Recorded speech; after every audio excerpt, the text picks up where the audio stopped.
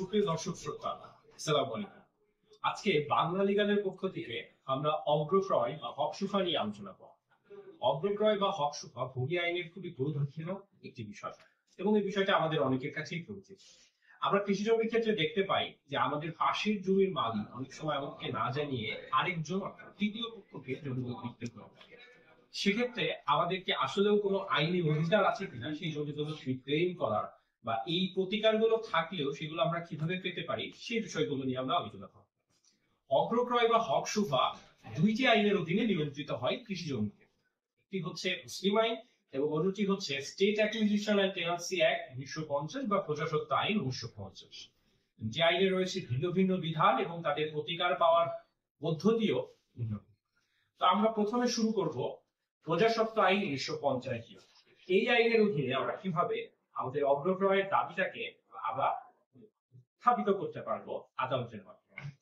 প্রথম প্রশ্ন আসে যে কারা অগ্রক্রয়ের জন্য যোগ্য বলে বিবেচিত হবে। প্রজাস্বত্ব আইন 1950 অনুযায়ী যারা সহ শরীর কিন্তু উত্তরাধিকার শরীর অর্থাৎ কোশেয়ারার বা ইনহেরিটেন্স, তারাই একমাত্র এই জমির অগ্রক্রয়কে দাবি করতে পারবে এবং এই দাবিটা শুধুমাত্র কৃষি জমির বিক্রয় সম্পাদন হওয়ার অর্থাৎ ডিড এক্সিকিউশনের পরেই এই জমির দাবিটা উত্থাপিত হবে। অর্থাৎ বিক্রয় ছাড়া অন্য যে কোনো মাধ্যমে যদি সেটা হস্তান্তরিত হয়, যেমন কেউ কাউকে হেবামূলে দান করে দিতে পারে, কেউ উইল করতে পারে, এইসব ক্ষেত্রে কিন্তু অগ্রক্রয়ের দাবি করা যাবে না। এখন প্রশ্ন হচ্ছে যে এই অগ্রক্রয়ের দাবি আমরা কোথায় করব?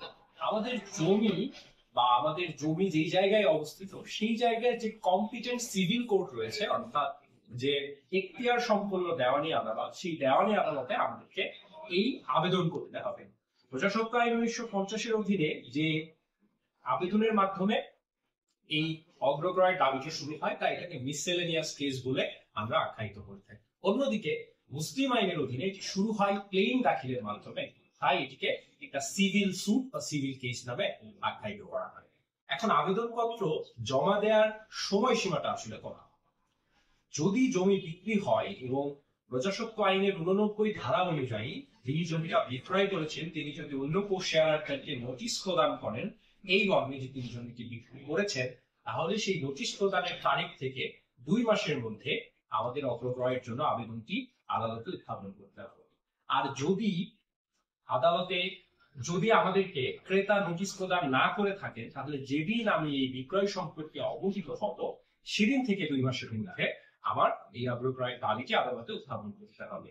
তবে উল্লেখ্য যে ডিড এক্সিকিউশনের পরবর্তীতে তথা রেজিস্ট্রেশন হয়ে গেলে, দলিল রেজিস্ট্রেশন হয়ে গেলে পরবর্তী 3 বছর পরে কিন্তু আর কোনোভাবেই এই অগ্রক্রয়ের দাবিটি উত্থাপন করা যাবে না, তথা আমি আর আবেদনপত্র করতে পারবো না।